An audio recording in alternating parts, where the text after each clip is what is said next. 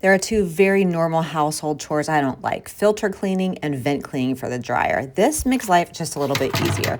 It's 304 stainless steel construction, teeth grids, and you just slide this around, no tools whatsoever. A quick rotate to the right, and this little grip tightens all the way around, clamps to a wide range of styles. I think this comes in like 1.5 to 10 inches. I'm using the 4-inch here.